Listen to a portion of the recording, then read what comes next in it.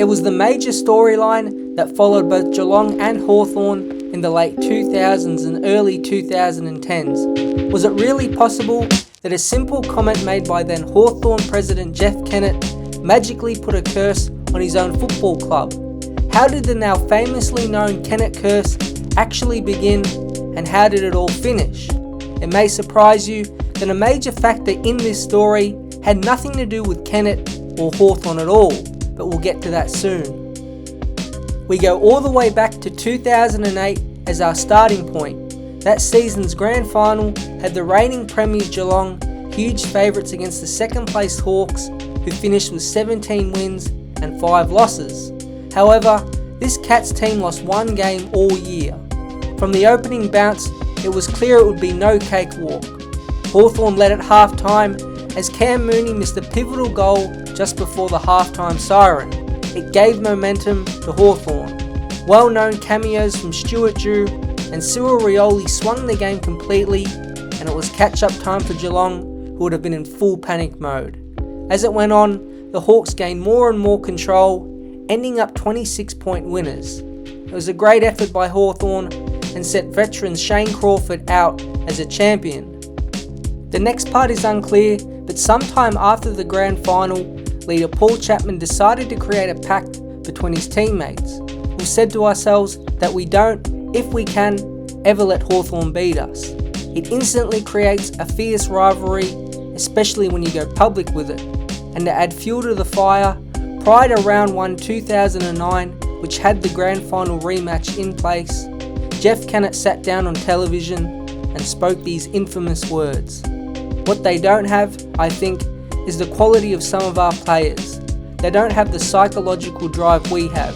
We've beaten Geelong when it matters. And so it began. The first of the 11 Kennett curse games in many ways best represents most of them. One of the sides would gain a significant advantage, and then the other side would fight their way back, either winning the game or falling just short. Geelong were up by 43 points 4 minutes in the last quarter of round 1 2009 before a sudden burst had the game sitting at 7 points with 5 minutes left. Luckily for the Cats, they held on. However, the next meeting would be an iconic one. In round 17 of 2009, the Hawks were up by 28 points before a Geelong comeback had the game at 97-98 going into the 5-minute warning. It was the class that rose to the top for Geelong, kind of. Bartel threw a handball, managed to scrap through a point to tie it all up, before a hack kick out by Joel Corey landed perfectly in his hands only minutes later. And as the siren went, Bartel strolled in and hooked the kick left, but it didn't matter. What are the chances of that? Not one, but 2 golden points by Jimmy Bartel stole the game. The next 3 meetings after this all had Hawthorn in front by at least 2 goals at any point in the match before Geelong came out on top. It was official that something mysterious was affecting these games. Remember when Kennett said the Hawks won all the big games? Well, the only final in the 11 games came in 2011. The qualifying final saw the Hawks jump out hot and stay with the Cats for most of the game, but the trend of Geelong's fast finishes continued, and this big game belonged to them, winning by 31 points on their way to another grand final win. Not only did the curse deliver pain for Hawthorn, but in this period of time, the Cats won 2 premierships. The meeting after the qualifying final saw more comedic luck for the Cats' way. The magician Steve Johnson bemused an umpire into giving a 50-metre penalty in front of goal. Then, with only seconds left, Jared Ruffhead dropped a mark, and then the rebound shot by Jack Gunston missed wide left. That is the Kennett curse in full effect. But perhaps the most famous game comes the same season in round 19 2012. It was a great call by Dennis Committee and best shows the up and down nature of the matches. Geelong were up by 51 points before a 2-quarter comeback had Hawthorn in front by 8 points with just 3 minutes left. How could they lose this one? Well, enter Tom Hawkins. A forward half turnover resulted in a long-range banana that curled in. It was his 5th of the night. Then, A long build-up out of defence had Joel Selwood streaming through the middle of the field, and his dart of a kick set up another unbelievable finish. Big Tom Hawkins got them this time. After the siren, and instead of a bar-tail point, it was a long-range bomb that went through. The final 2 Cat wins came in 2013, one a 30-point comeback win, and the other a 10-point battle that went to the end. Every one of the 11 games had at least 63,000 people attend, 6 had the Cats come from behind, and an unbelievable 9 of them were decided by under 10 points. There's no way we will ever see anything like it again. But all good, all bad things must come to an end. Heading into the 2013 preliminary final, Hawthorn finished first, dismantling Sydney in the qualifying final to advance with a week off. The Cats were just behind them in second, but a massive upset at the Cattery to the hands of Fremantle lined up the 2 teams to meet in the second last week of finals. At this point, Kennett hadn't been Hawthorn president for 2 years, but his name was still at the forefront of the game. No surprise, but it was a tussle for most of the night. Geelong took a 3-goal lead early in the second onwards, but by the time the last quarter started, their advantage sat at 20 points. Burgoyne had huge impact.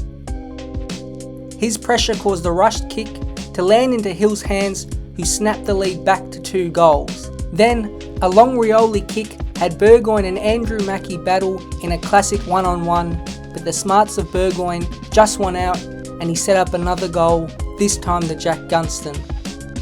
Finally, a Burgoyne goal would finish the comeback as the link-up play of Jordan Lewis and the on-one-knee Gunston let Silk pace in and finish his trifecta in each of the big goals. 102 to 96 within the last couple minutes had it set up like all the others as a thriller. But finally, after nearly a full 4 years and 11 painful defeats, a stroke of luck went Hawthorn's way. A final heave kick inside 50 with 30 seconds left had the game in Travis Varco's hands. Up till this point, he had a great final series and his spin move lined up a straight kick at goal.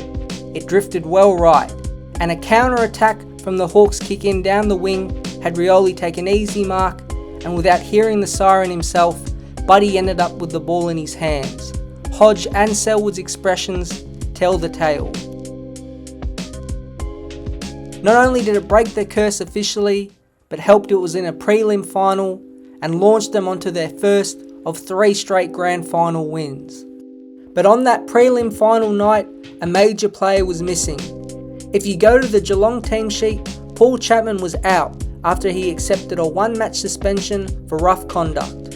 He was the first of the Cats players to create the whole pack to never lose to Hawthorn again. The one game he missed was the one game they lost. 11-0 with Chapman and 0-1 without him. The whole time, the finger was pointed at Kennett, but was it possible that Chapman's presence was the strange jinx that shadowed their meetings?